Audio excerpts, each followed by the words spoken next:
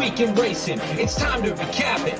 And who better to do it than Michael and Magic? Two bros/pros who cover the highs and lows of racing around the globe on every one of their shows. Real fans look forward to these guys and their last thoughts, cause they know they're not talking out of their royal ascot. What they say makes sense. So ladies and gents, sit back and relax as Blinkers Off presents The Magic Mike Show, where you hear the experts speak. The Magic Mike Show. Tune into the show every week. The Magic Mike Show. You can trust the show is the bomb because it's being brought to you by RacingDudes.com. What's up, everybody? I'm Magic. And I'm Mike. And this is The Magic Mike Show, episode 312, Mr. Samich. Huzzah! Boy, we're going to Parx, Pennsylvania, just outside of Philadelphia for some fun this weekend. Lots of crazy action, lots of money to be made there. Yeah, pretty exciting. We weren't sure what to do here, so Parx has a jackpot pick 5. We are anti-jackpot bets here, so we weren't sure if we were going to do the pick 4, and then we came up with this great idea because pick 4 is 24% takeout, so we didn't love that. Then we thought, hey, we'll do the cross-country pick 5. That's 15% takeout, and then Chris Griffin announced we're doing a mandatory payout. So here we are doing the Parx pick 5. Looking forward to it. They call it the Big Philly 5. I'm excited about this. There is no pick 6 at Parx, but what's exciting about Parx, this is their biggest weekend of the year. It's exciting for Chris Griffin, who's the announcer at Sam Houston as well. Big fan of the show, big friend of the show.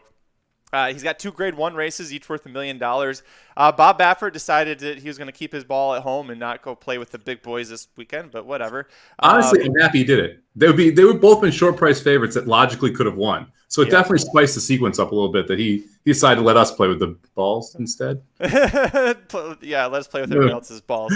Yeah. That's not any better. 8 stakes at Parx over this Saturday card. A couple of them are going to be Philadelphia bred, Pennsylvania breds, which is one of the races that Mike and I are going to be covering. We could see potentially, 3, 4, 5, 6 Breeders' Cup horses emerge from this weekend at Parx. So it's pretty exciting. I'm excited to get into it, but what's the best thing that you saw this week, Mike? Well, I'm going to go the classic radio move. We got a first time, long time here. So Gianna, first time listening to the show, and Michael, congratulations. New girl dad here. Welcome to the club. Happy to have you join, and congratulations on the kid, man. I was excited to see the pictures. Glad to hear that everyone is doing well, and looking forward to meeting you someday. Just like the horses that Michael Myers likes to bet on, she was fast and she was early.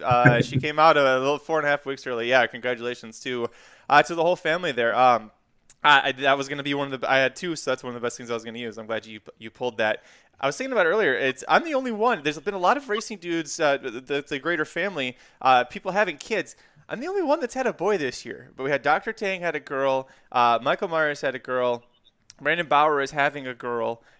There's someone else. Dr. Miranda is having a girl at the end of the year. And then there's me with the boy. So I don't know. He's like the player of the group this year, I guess. Guys, pick of the litter. The best thing that I saw is a tip of the cap to Dave Fisher, who is one of our listeners, sent this to me. This happened. I meant to talk about this on Monday, completely forgot. Emerald Downs on on Sunday, race 4. Did you see what happened? Cowboy style, baby. Okay, so I'm gonna play it here, and then I'm gonna unmute us so that we can talk over it, so it's not really terrible radio. But here we go. No, I think they can still hear us. Yeah. So here's the start of Emerald Downs. Watch the horse on the far outside. Skip, hop, hop, hop. Jockey's lost both the irons. You watch his feet. He tries getting them back in there. Nope. Can't find the stirrups. So he's riding like it's the Indian relay style. There's no stirrups. That looks extremely painful. I'm very impressed this guy didn't even just pull up the horse. He's on the even money favorite, so maybe that's why he doesn't do it. They come around the bend. The horse is still in contention. Top of the lane. Look at this horse draw off, Mike. Look at this. What is this? This is what you call much the best. That's what that is. Like, that's why that horse was an even money favorite. Should have been 1-9 most likely. I want to know how long the ice bath was after that race. I mean, because you need a lot of ice to recover from that. And if you're any of the other jockeys, you just got to give that guy a pat on the back. And I don't expect him to ride for the rest of the day. He's laughing about it too, but passing the jockeys, like, I don't know how the hell I did that. I don't know. How demoralized do you have to be if you're the other jockeys, right? I mean, that's the crazy thing. How demoralized? You're like, really? That we should have won that race. Luckily, the person's like $5,000 up there, so they're probably not that pissed. But man, that has got to be absolutely painful to just ride like that, to ride bareback on a racehorse going 40 miles an hour. I mean, that can't feel good. I mean, at what point? I think that was a 6 furlong race, 5.5, something around there. How far into that race? Because he lost at Ryans right away. Do you think he lost feeling and it just became numb, and he was just at that point he was along for the ride? Because I want to say it's the top of the stretch, because that's when the horse took off. At that point, he lost all feeling and said, "F it, let's go," and off we go. Well, at that point, you're like, if you've already withstood 4 furlongs of it, what the hell? Why not 2 more, right? I mean, at that point, you wasted the 4 furlongs if you don't put in the effort to finish the thing off. So, yeah, I like there. Both of them are first time gelded. Nice, Jason. Yeah, that he can join. Who was it? Julian Leparoux in the gelded jockey group. Oh yeah, there it is. Yeah. But on today's show, we're going to be looking at the late pick 5, the Big Philly 5 at Parx that has a mandatory payout. The carryover pool, Mike, is $156,000, just shy of $156,000. Hoping it breaks over $1 million. Lots of fun races to talk about here. Let's get into it, buddy. Riders.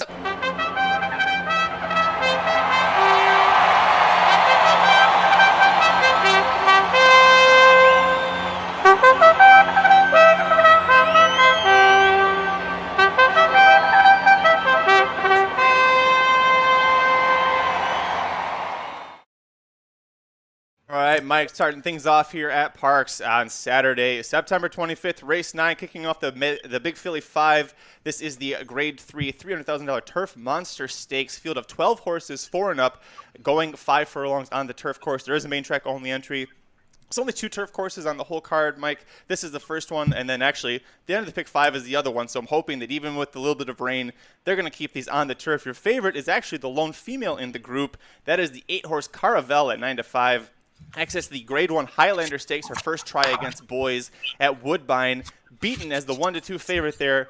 Takes a little bit of a class drop here, cuts back to 5 furlongs. 9-5 is a really tough price to take on her, though, here. What did you do?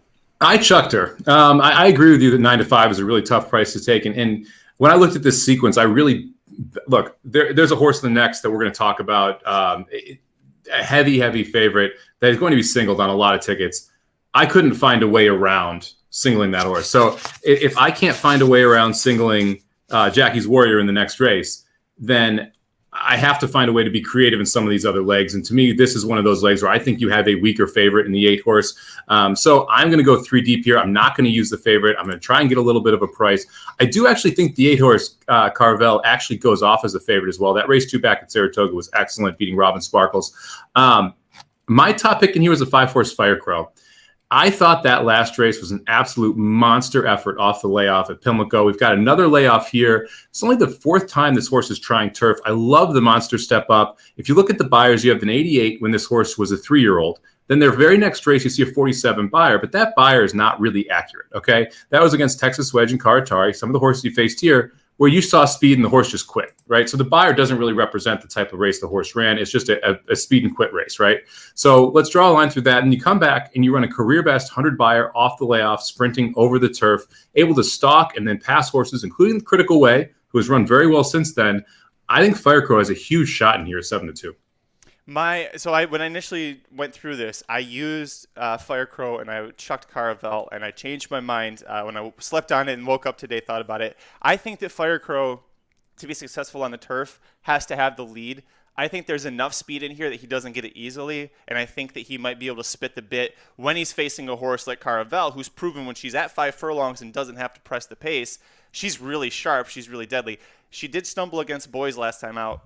But Woodbine, this is a very tricky course. That turf stretches as long as the Belmont dirt. So she basically was not only running 6 furlongs, which seems like it's out of her purview a little bit. She's trying to do it with like 4 furlongs where it's straight. She probably just ran out of gas and got tired. Ended up finishing a really respectable 3rd there behind 2 very strong Woodbine horses. But I am worried when it comes to Firecrow, the 12 Admiral Abe, who I think has no business trying to contend for a win in this race. I think he's a speed and quit horse that's going to be on the outside of Firecrow. Might make it a little dangerous. You could see the 6 horse that likes to show some speed. The 3 horse likes to show some speed. The 4 horse likes to show some speed, but this is one that we both used, and this was my top pick, Karatari. First of all, effing love this horse. I talk about him all the time on this show. So you knew he was going to be my top. But we're getting Luis Saez, and he is exiting probably his best race ever, buyer speed-wise. Definitely is. A 102 for almost winning the Troy Stakes at 23-1, misses by a half a length. Fast Boat, the horse that beat him, is an extremely impressive turf sprinter. If he was in here, we'd both be using him, and he'd be favored over Caravel, I think. Gear Jockey finished third that race, came back and won his next start. Karatari just got really great tactical speed. He's very talented. He's always in these races. 5 furlongs seems to be exactly what he wants to do. And I don't know how you feel about it, Mike, but turf sprint stakes really don't. I think there's only 3 Grade 1 turf sprints in the entire country or North America all year long. I feel like the Troy and this one, the Turf Monster, both deserve to be at least Grade 2, if not Grade 1 races, because of how much talent you get, how awesome they are. So the fact that he leaves a race that I think is better than a Grade 3, having almost won it, comes in here. I am full go on Karatari, and I know you used him as well. Yeah, I use Karatari too. I think Karatari makes a ton of sense here. And I agree with you. I think you when you're looking at these turf sprints, you almost have to look at who is running in those races and then kind of judge based off of that. You also have to look at trips. You get some real troubled trips in some of these turf sprints because of how compact these horses are. You often have large fields. You're looking at 10, 12, 13 horses that are going as fast as humanly possible. I mean, you're looking at the fastest opening half miles in these races, and you're turning tight turns. And so a lot of times you have troubled trips.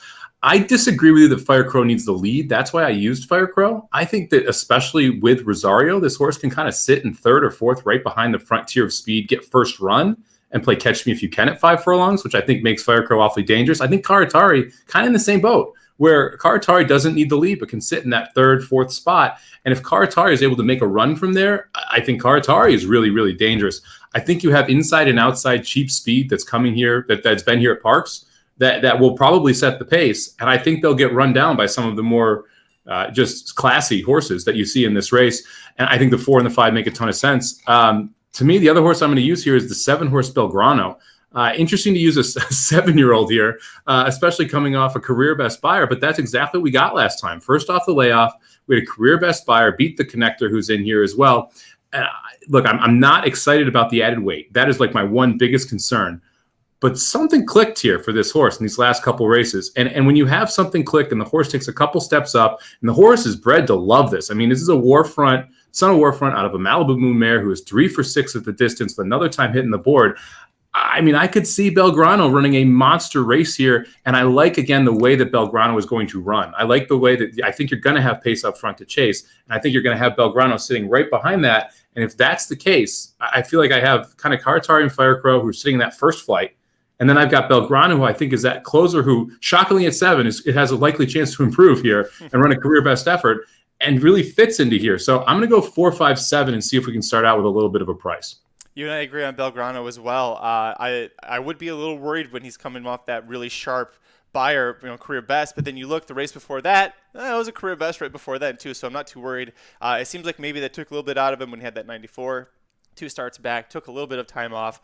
But now the fact that we're doing second off very quickly here tells me this horse probably came out of it quite well. Castillo and Russo are 50% together over 10 mounts. And the fact this horse is a 2-time open stakes winner tells me he's not going to be intimidated by what he sees in here. 7-year-old gelding by Warfront. Got to love him in this position. The last horse I use is the 9 Battle. Before you go on too, sorry to cut you off. No, you got to look at Russo's stats too. I don't know if you saw this. Absolutely freaking wild. The guy is 45% in turf sprints. He's 5 for 11. So it's not like he's misplacing these horses. You're like, oh, well, he probably doesn't place them that high. If you look at sprints, he's 38%, turf 24%. I mean, he is better at turf sprints than anything else.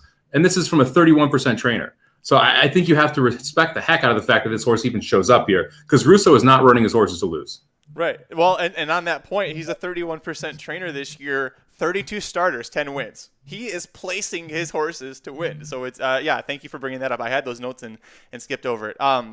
You did mention weight, added weight being an issue for a couple horses, Belgrano, Fire Crow, Karatari, all carrying 126. How about the 9 Battle Stations carrying 121 and is exiting the prep for this, which is the Parx Dash over the same course. Missed by a nose, and he was coming from off the pace. The way I handicap this, there's a lot of speed here. A lot of it's cheap and is going to quit. This horse is going to be flying past horses in the stretch. Kendrick Carmouche was aboard when he won at Belmont Park against open optional claimers back in May. He beat Shecky Shabazz that day. I think that's a race that we covered because I think that we were both against Shecky Shabazz in that spot. I don't remember if we had Battle Station. But Daniel Velasquez gets this horse back. The horse was favored the first time he raced for Velasquez back in August of last year. Didn't win the race, but then he comes back for the Parx Dash into Velasquez again and almost gets the win. 4 of his 7 career wins have been at this distance, so it fits. I think if there's a pace meltdown, this is the horse that comes flying with Kendrick Carmouche. Got to improve a lot. We just talked about how the 7 Belgrano's got to improve. The 9 has to take a bigger step forward than the 7. Has to do it when it's not as logical of his time. Like this isn't second off a layoff or anything like that. This is just kind of 7th in a race cycle. So I'm not sure that second for the barn. Maybe, but you need like an 8 to 10 point jump from a buyer perspective to be competitive with this field. I think that's asking a little bit too much out of the 9. But I do like your idea of, hey, if this shit just falls apart, who's the one who's running home, right? Well, speaking of races that may or may not fall apart, let's move on to the second leg of the big Philly 5. I'm going to get this right. At Parx, this is race 10 on the card, the grade 2 $300,000 Gallant Bob Stakes.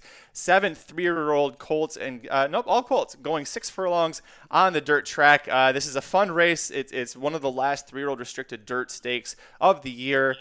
Huge favorite, Jackie's Warrior, 4-5, exiting that amazing win over Life is Good when Life is Good was ridden like a pony in the morning. You're going to single him here. I fully understand it. Talk about why, briefly, because this is Jackie's Warrior. Yeah, let's be real quick here. No one in here can challenge Jackie's Warrior early. There isn't a Life is Good in here. And if you can't challenge Jackie's Warriors early, and it's 6 furlongs, you go. Yeah. That's all you need. That's real talk. That's all you need. The only one I think who could, and he hasn't really ever done it in his career before, is the other horse I'm going to use, and that's the one Real Talk. It's Paco Lopez on the rail with a horse that likes to be forwardly placed. Jackie's Warrior has run faster opening quarter and half miles than what Real Talk has been asked to do. But Real Talk hasn't had Paco Lopez aboard when Jackie's Warrior is on the far outside and Paco's looking, trying to get to the front there. This is totally a play thinking that if Jackie's Warrior falls apart, if for whatever reason, I think this is the most likely winner. And if Jackie's Warrior falls apart, he's had 4 straight really good races here, and he's exiting the one that he's raced the hardest in, right? When he had to battle back to beat Life is Good on the inside at Saratoga, there's a good chance that might have taken something out of him. Now, it could have taken a lot out of him, and he can still beat this field. But if it took just enough out of him, and I've got crazy-ass Paco Lopez on the rail on a speed horse, it wouldn't be the wildest thing to me. So to me, that's the most likely winner. That's the only way Jackie's Warrior gets beat. If Jackie's Warrior does get beat, Mike, who do you see doing it?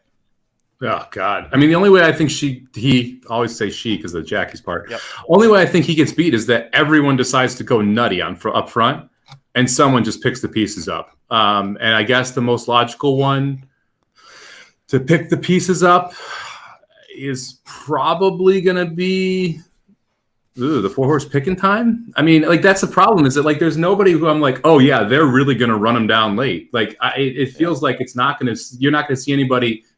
Oof, I might have. Sorry, Belmont's going too. You're not going to see anybody just absolutely run this horse down late to me, which is the problem. Is that if the one Real Talk goes and Jackie's Warrior goes and they go 21:43, can someone get there at the final closing steps? And that's the big question. I think the 13 did hang on, Nick. Unfortunately, it really hurts because the 10 would have been huge there. Anyway, yeah. Sorry, Belmont's going too, so we're kind of double tasking here. But yeah, this is one of those where I think the only way Jackie's Warrior loses if he gets cooked up front, and I don't see who even picks him up if he does. Yeah, he could get cooked up front and still be good enough that he just hangs on, and then everybody stumbles behind him. So we got the best bob possible. The 10 might have got up. Do you think that this is this the most likely single on the entire? Because Hot Rod Charlie in the Pennsylvania Derby, maybe some people want to try and single him there too. Is Jackie's Warrior the most likely single? Yes. Oh, 100%. I think Jackie's Warrior is going to be singled on close to 80% of the tickets, and I think it's actually correct. I think Jackie's Warrior wins this race 90% of the time. I would bet I wouldn't bet Jackie's Warrior 2-5, but 2-5 I think is value in this spot, which is crazy for me to say. Race where I found a little bit more value better than 2-5 is the next race on the card here. Race 11, the Grade 1 $1 million Cotillion Stakes. Field of 8 fillies now with a scratch of Private Mission going a mile and a 16th, 2 turns on the dirt. The last really big race for 3-year-old fillies going 2 turns. On the dirt, your favorite is the number 6 Clairiere. She's 2-1 on the morning line. Private Mission was the third choice at 9-2. So with her scratch, you could definitely see that come down a little bit from 2-1 there. Mike, neither one of us are using her, so let's talk about who we do like here. I apologize. I am sweating this photo because so with the Sama Bombs, I'm starting to do something new. I'm putting a pick 4 article out every single day. We beat an even money favorite with a 10-1 shot last race. We've got a 7-1 shot that is in like this wild photo here to get through 3 of the 4 legs. The pick 3 pays $1,300 to start the pick 4 if this freaking 10 horse can get the nose down. So very interested in how this goes. Anywho, who do I have up top here? Look, this is one of those where I think I would have had Private Mission because Private Mission really seemed like the lone speed in this spot. Yep. When you peel it back and you take Private Mission out of this spot, you kind of go toward Always Karina as being lone speed. And because of that, we win the photo. And because of that, I have Always Karina on top here. And I actually thought about singling Always Karina and trying to beat Jackie's Warrior the previous race. But in this way, like I kind of like a couple others in here, and I like prices in here, so we'll get to that in a second. But I think Always Karina is the controlling speed. I think she's going to be tough up front. Yeah, I'm with you. I had the exact same thing happen, and I'll let you know that if you are interested in Aaron Halterman's picks, which are part of the Inside Track to the Pennsylvania Derby Wagering Guide, which is available at racenews.com right now. Go to the Handicap and Parx page, check it out.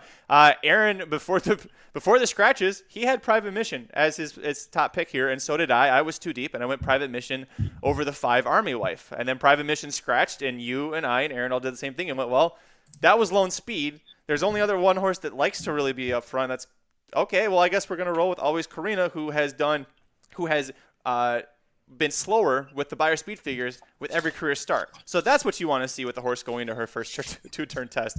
But she is going to be controlling speed. I think that's a big angle for it. It's hard to go against. I used the 5 Army Wife. Did you as well? You did. Yeah, the five made it too. And again, like Always Karina also was in over her head a little bit in the test. I don't think she wants to go 22.45, so I give her kind of a pass there.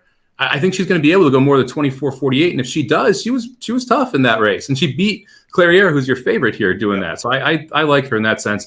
I did use the 5 Army Wife. Look, this horse just makes a ton of sense to me, right? The races at Saratoga were like, look, the Alabama and the CCA Oaks, both great races. Love the races. Both kind of a mess. I mean, like you think about back to the CCA Oaks, a 4-horse field. You had jockeying for position like crazy. You had Malathat, who's clearly the best horse, get the worst possible chip, challenged by A, B, and C, and then Maracuja runs on by late. Like it's just a very funky race. Alabama was kind of similar to me, so I'm not going to hold that against Army Wife too much. I was surprised Army Wife was in the lead. As early as Army Wife was, I think you're going to see a more of a tactical trip here from Joel Rosario, kind of back to what he did in the Indiana Oaks, where we all were really impressed with how Army Wife ran. So I think we can kind of look more toward that race, and I do like Army Wife quite a bit. And I think this distance, the mile 16th, is a little bit better for her as well. The other next up horse I had was actually Will Secret. And this is one of those horses that was like the wise guy horse and then fell on its face. And then it was like then everyone said, oh, maybe we're going to come back and we're going to run well here in the Alabama. And the horse ran okay, but was close to the pace, then kind of fell off. Look, I think this is the horse that sits second. So I think Always Karina is going to be in the lead. I think Will Secret is going to sit the trip right behind. And if Always Karina just gives it up, I think Will Secret is the horse that takes over top of the stretch. And at 12-1, with a horse that's shown talent, cutting back to a mile in the 16th, which I think is the right distance for this horse, who is going to sit in a beautiful trip, I kind of like the 3 here at 12-1 as well. I didn't use the 3. You'll make Dr. Miranda happy, though. She's a big Will Secret fan. By the way, coming up later today on the YouTube page at racingdudes.com, the Racing Dudes YouTube page and at racenews.com, Dr. Miranda is going to be doing a full field preview for this race and giving her picks. She usually does her best when she's picking the dirt female route horses. I don't understand why, that's just her specialty. So make sure you tune in later for that to see what she's going to pick. I didn't use Will Secret because at this point I'm ready to just give up on her. I mean, she was fun in the spring and she just hasn't done much. I think she does sit a decent trip like you're talking about, but she didn't really capitalize on that in the Alabama, which is, you talk about Army Wife being the leader. Gaff Leon was trying to beat Malathat. They were trying to figure out a way, like, how do we stop Malathat in this spot? Let's try and get first run on the leaders. And it kind of worked until Malathat just came coming. At that point, a mile and a quarter for Army Wife. I think it was too far. Now we're coming back to a mile and a 16th where she won at 2 starts back. So I'm with you. I'm being solid here. I almost used the other horse that you are using in this spot. That's the one obligatory. Talk about her. Yeah, this is, again, one horse who I think is kind of getting back to what it wants to do. And, like, it's weird to say that because you look at the last time this horse went 2 turns, went a mile and 16th. He was the Fairground Oaks and didn't run that well. But I think Obligatory has gotten quite a bit better since. Obviously, was beneficial of a pace meltdown in the 8 bells where this horse won in the grade 2. Comes back in the Acorn, runs really well against search results. And that's kind of the race I'm going to more lean toward. Like, distance shouldn't be an issue. This is a curling out of a Macho Uno mare. We should have no problem going 2 turns. Mile 16 should be not an issue for this horse. So I get that the one time we went 2 turns, it didn't go great, but that was the first time we went 2 turns. We always talk about how horses do things better the second time.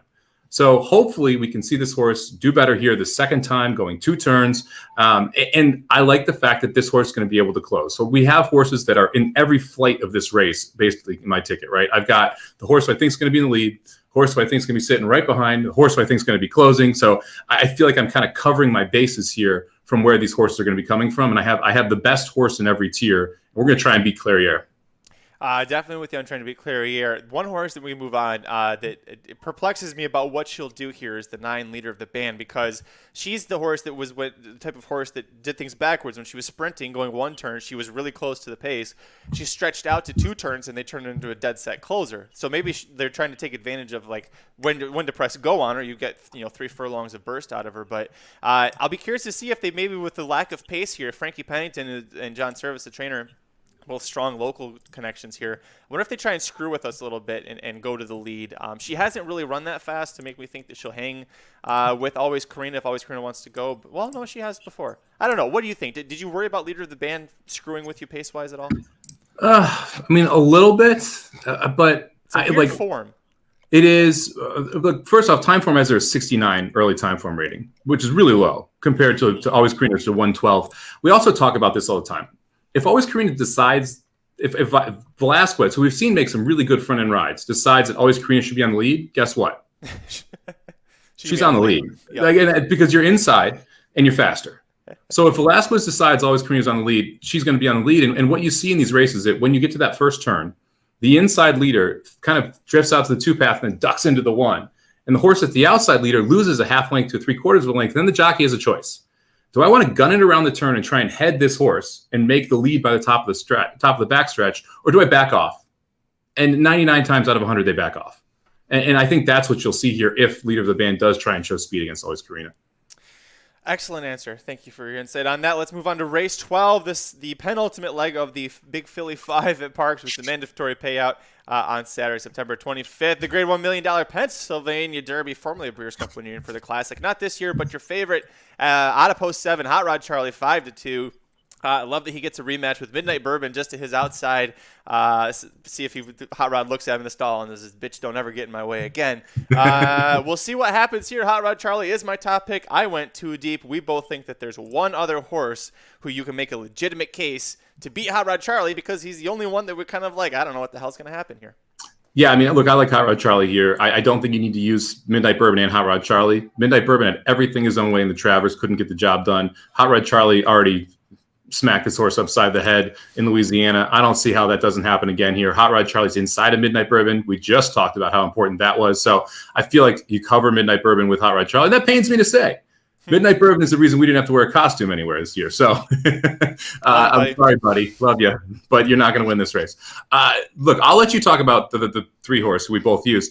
I'm going to talk about the other horse I used, the 10 horse, American Revolution. Okay? A little bit of a stretch, not going to lie. 15-1 on the morning lines, the Todd Pletcher horse. But this is a horse where it's really interesting that Pletcher decides to send this horse in here. He's also got Babonic in here. So it's not like this is the only horse he's sending.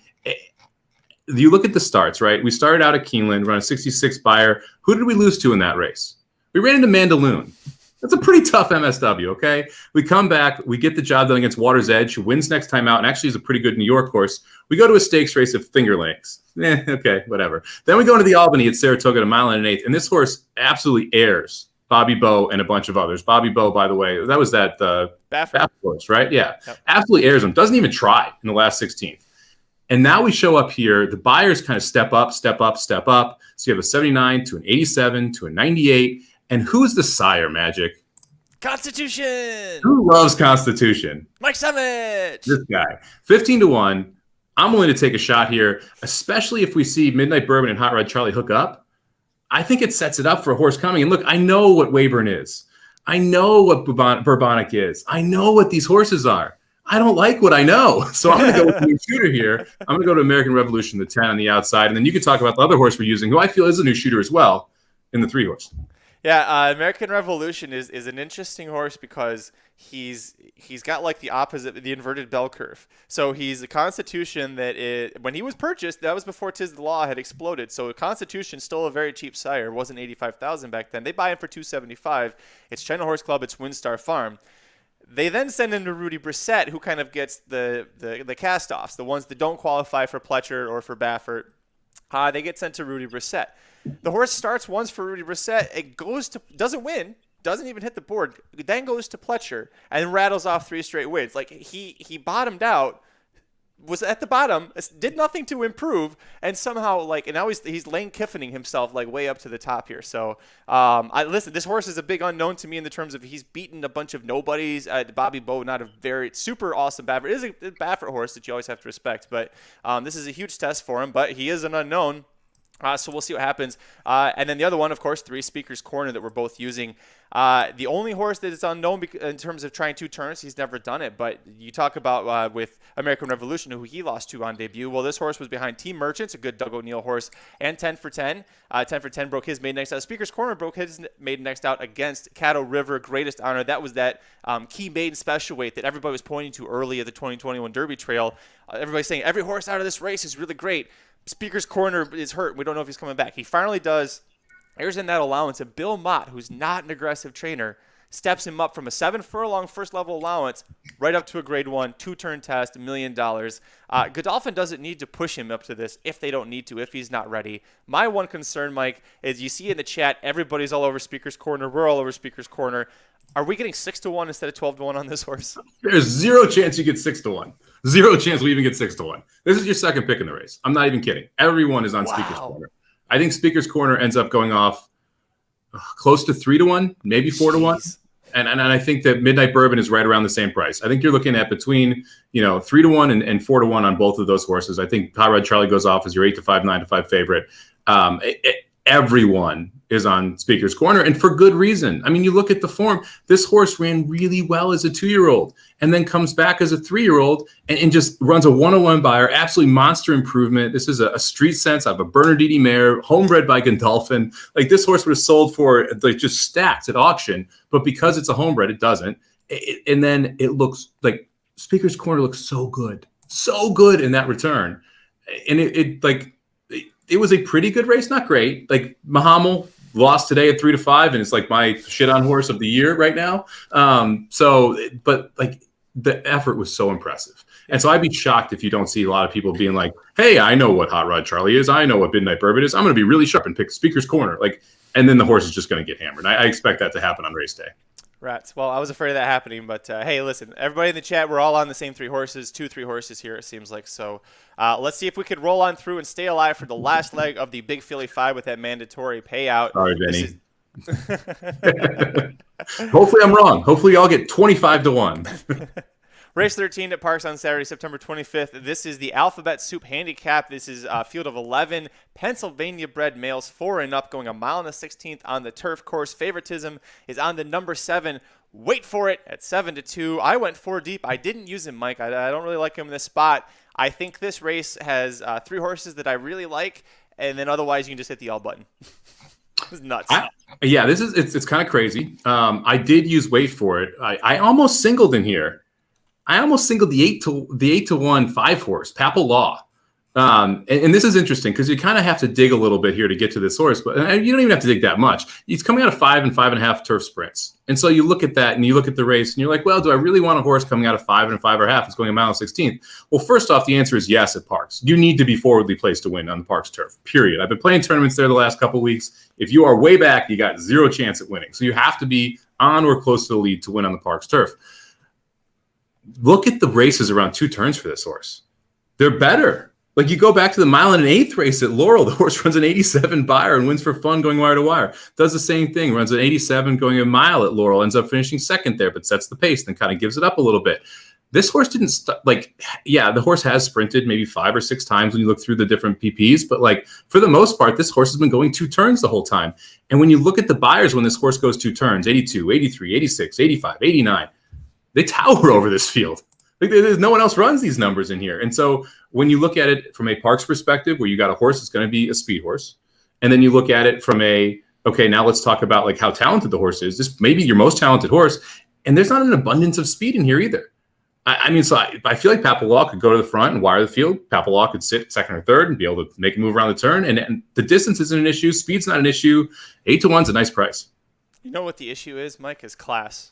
You know how many times this horse has tried Stakes Company? 3. You know how many times that horse finished within 7 lengths of the winner? 0 times. This horse sucks at the stakes level. He did exactly what you said he needs to do in the alphabet soup, which is try and go to the front. He finishes 7th, beating 21.5 lengths. Yeah, they went 22-1, 45-2. They're not going 22-1, 45-2 on Saturday. Let's be real. Probably not. This is I'm with you. I think this is probably your pace leader or your pace setter. But if they were going a mile, maybe I'd use it. I think a mile is 16th. I think this horse is they're going to come off the turn. He's going to be in that position you love, which is the leader at the top of the stretch. And I think that's right when the wall smacks him in the face and he falls apart there. But okay, his 3 stakes races, they went 22-2, 45-4, 22-1, 45-2. That's not happening. And his other one, he ran against Corelli, Pixelate, and Dreams of Tomorrow. They'd all be 1 to 1,000,000 in this race. They'd be such a heavy favorite. Pretty favored, yeah. You're not worried about the 6 gunning because 6 is coming over out of dirt sprints. Is going to be trying turf here. You're not worried about him kind of screwing you up. Not really. Not worried enough. No, I mean, again, I'm inside, and like I don't think that Papalaw needs the lead. When you look at the turf sprint 2 back, where this horse comes from 8 lengths off the pace and is able to close and doesn't have any issue doing it. So the fact that we're versatile in that sense, I think that if the 6 wants to go, great, go. We'll sit right behind you, and we actually have turf form and distance form. The one horse that we do agree on here is my top choice. That's the horse on the rail. You Must Chill 9-2 with Frankie Pennington, Jamie Ness, very strong local connections. This horse has won 4 of 5 starts since transferring from California to Pennsylvania. 3 for 3 versus Open Company, which I really like. The fact that they only lost 1 time, it was a 7 furlong dirt sprint, so we don't have to worry about was it the 1 turn that hurt him? Was the dirt? Don't have to worry about we're going 2 turns on turf here. By the way, the 2 horses that finished ahead of him in that race, I Am Redeemed and Uncle Ernie, both won their next starts out of that one. Uncle Ernie, I think, just won the other day. I really love this horse. I Am Redeemed also is in the Pennsylvania Derby. We did use him, but the fact that he exited that race and eventually shows up in a Grade $1 million race, you've got to like that going. I think this horse is in form. I think he's kind of you don't have to worry about any question marks about anything. You just need this horse to break clean, and I think he's got a strong chance. Yeah, I love the fact that we're sitting the rail here. I mentioned you got to be up close to the lead. I think that You Must Chill can be close to the pace here. The numbers need to take a little bit of a step forward, but I do like the fact that we've run over the Parx turf before as well. You're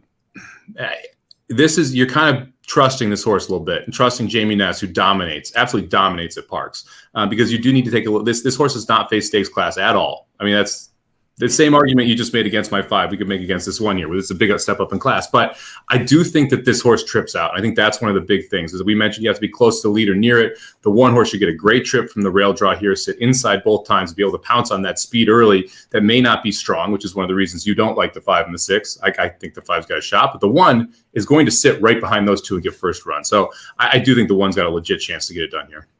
I also use the 3 Irish Cork, 5-1, John Service. This horse it's interesting because the jockey, Rodriguez, is 5 starts in the saddle, 3 wins, a 2nd and a 3rd. So very strong when he's riding the horse.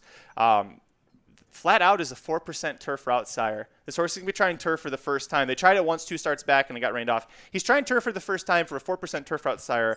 However, his dam was 1 for 2 on the turf. He has 2 siblings who are both successful turf routers. So I think he can overcome the Flat Out spot there. This horse has been running very consistently well with the Beyer speed figures that you see there. He was facing Stakes Company at Belmont Park in the Flat Out. He was in the Stormcat that was in the slop. This horse is a big question mark, but I think at 5-1, I'm getting a horse with what looks like plenty of talent. Strong local connections here.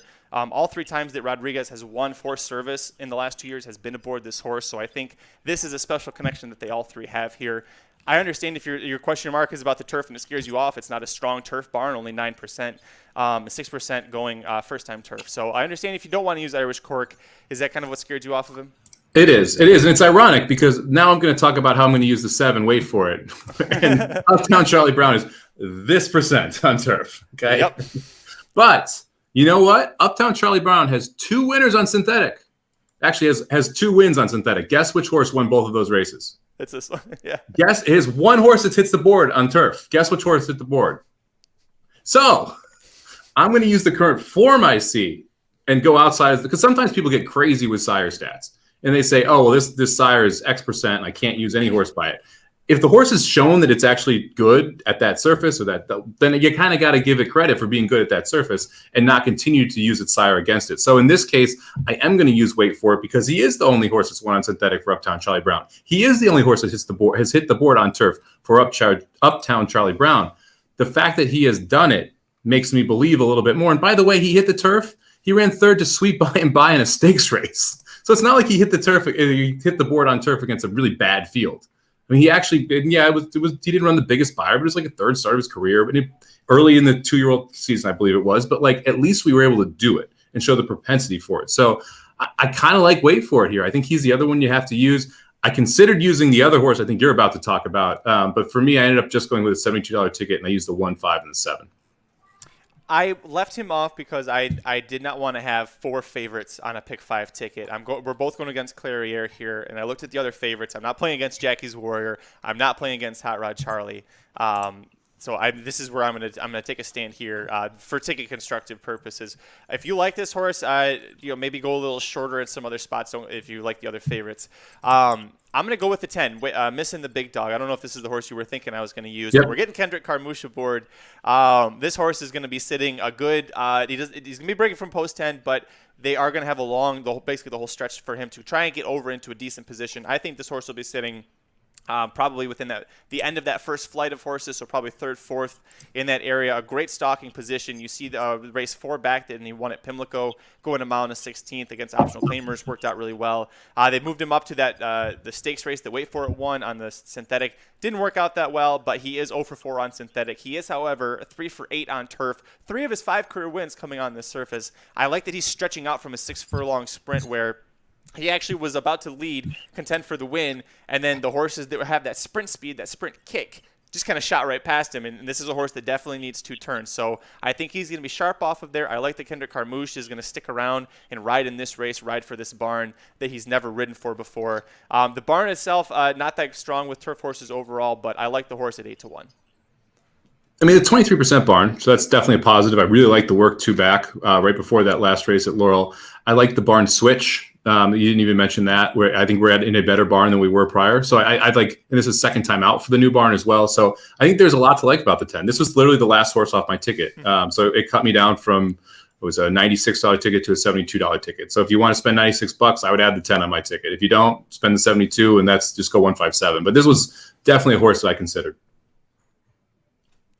That's going to do it for this episode of the Magic Mike Show, at least as far as the horse racing goes. Thanks for joining Mike and I to go through the Big Philly 5 at Parx on Saturday, September 25th, including the Pennsylvania Derby and the Cotillion Stakes. Remember, this is a mandatory payout for the pool. There's a $156,000 carryover that's going into Saturday. They're not racing between now and then, so that is going to be a guaranteed carryover for us there. Mike and I go through our tickets one last time. If you're watching live or the replay on YouTube or Twitter, Facebook, thanks for joining us. Give us a like, a thumbs up. Really appreciate it. If you can subscribe to the Racing Dudes YouTube channel and click the notification bell, you'll get alerted anytime we go live. The Racing Dudes with Blinkers Off, the Rocket Hour, Dudes Who Bet Sports. Lots of fun on the Racing Dudes YouTube channel, so you don't want to miss any of that. Mike, I'm going to start with my ticket for 50 cents. I'm going to go 4-7-8-9 with 1-7 with 5-8 with 3-7 with 1-3-8-10. That is $64. Your ticket, please. I'm going to go 4-5-7 with 7 with 1-3-5-8 with 3-7-10 with 1-5-7. That'll cost you $72 for 50 cents. We're gonna. I want to plug one last time. I know that the Racing Dudes Blinkers off will be coming on here in a little bit, but over at racingdudes.com, we are all set with the Pennsylvania Derby with the guide for the inside track covering every single race. So if you want to play Parx for the day, go check that out. If you subscribe, you get the 30-day the premium picks for at least 30 days, the monthly package. You're going to get this guide, every other guide that we produce. We got the Breeders' Cup guide coming out. So this is honestly, if you subscribe now, within 2 months, you're going to get 3 guides, including the Breeders' Cup guide. So it's a really excellent price. So make sure you check that out. But here we are at racingnews.com. Plenty of action here. Speaker's Corner, I put in the picture here, Mike. This is how much I like the horse. I think he's got a strong shot here. Also a big weekend for football. Maybe not so much tonight because Carolina versus the Houston Texans and whoever they roll out under center this week doesn't really get the blood boiling, but an early look at who your Samo 6-pack and Monday Night Football plays for the weekend coming up. Yeah, so last week, obviously, good week. We went 10-2. Yeah, we got 2 minutes till a sweat, real quick. So I mentioned that we're giving out the free pick fours. We're live to $1,500, $1,600, and $1,900 in the free pick four that we gave out in the article today, the first time for the Samo. So make sure you're checking that out. We're going to give out a pick four for free every day from one of the 2 grids that I'm doing. So hopefully we'll have that back up tomorrow, and hopefully we can get this puppy to cash. Last week was great. Went 10-2. It was awesome. Went 4-6 in the 6-pack, and then 6-0 in the honorable mention bets. Tonight's game's interesting to me. If you're a big fan of just betting in general, this is kind of a degenerate one to fire at. But historically, rookie coaches, rookie quarterbacks, terrible on Thursday nights. I had the game. I had the game set at 7.5 in my numbers. It's at 8 right now. I would lean Carolina. I don't love laying 8 points, but man, Davis Mills is not very good. He was a 3rd-round drafted quarterback this year. He's not played a full NFL game yet. And David Culley, I literally made fun of him in the best thing I saw last time. So it's tough for me to back a coach and a quarterback on short rest against a defense that is very good and CMC, who should be able to move the ball at will. So I'm probably going to play some Carolina 4 in the first half. I'm probably going to play teasers with Carolina. I think that's a good way to go. I like the Saints in the second leg of that teaser on Sunday. If you want to go degenerate Thursday, Friday teaser, I like Liberty, tease them down to a pick'em against Syracuse on Friday night. I think that's a pretty good bet. Yeah, and then I don't have any huge edges right now that I love, so I'm going to have to kind of scour the board for the 6-pack. I'm not sure if we'll have 12 games up this week.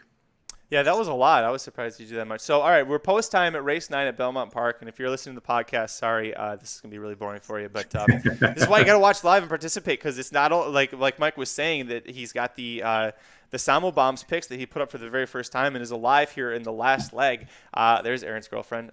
So tell us, Mike, so post time here, who are you live to from the article here? The 1 on the rail, who should be the speed. The 6, who I really like, King James. That was my top pick in the race. And then the 8 horse here.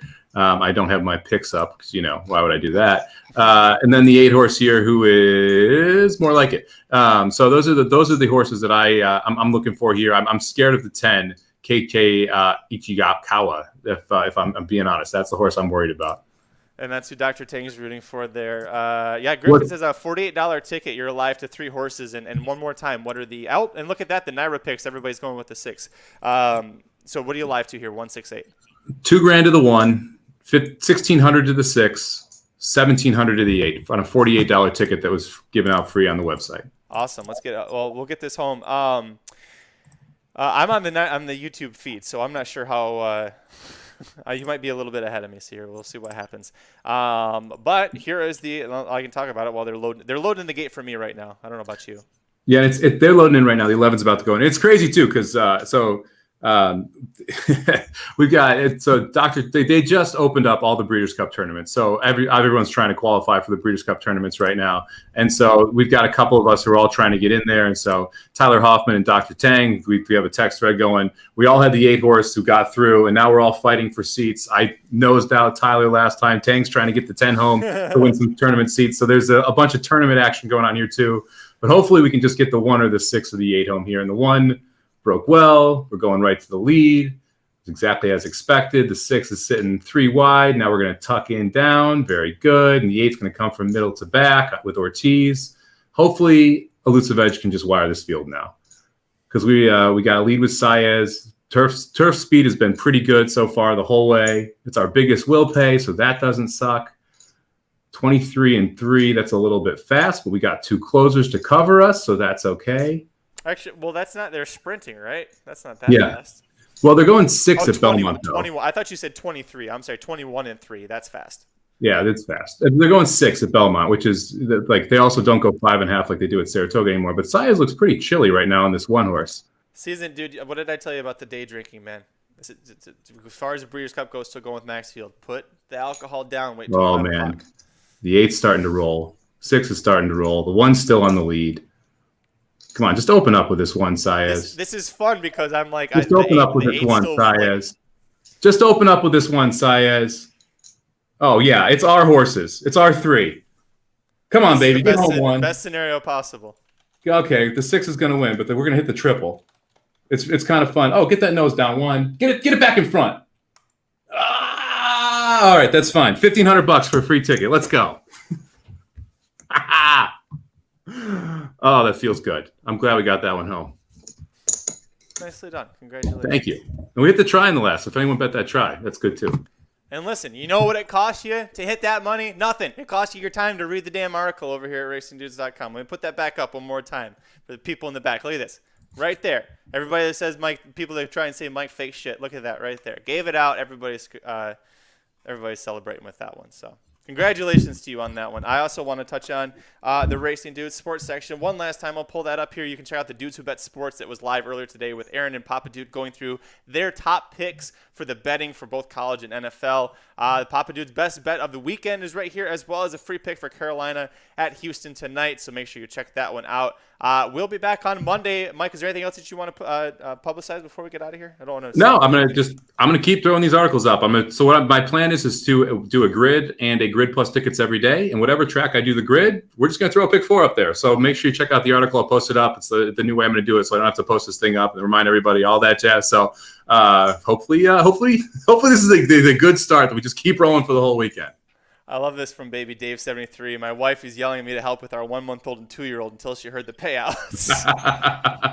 That I've never felt a comment quite like I felt that one right there. What's that magic? 3 months worth of diapers? 2 months worth of diapers? It depends which brand you get.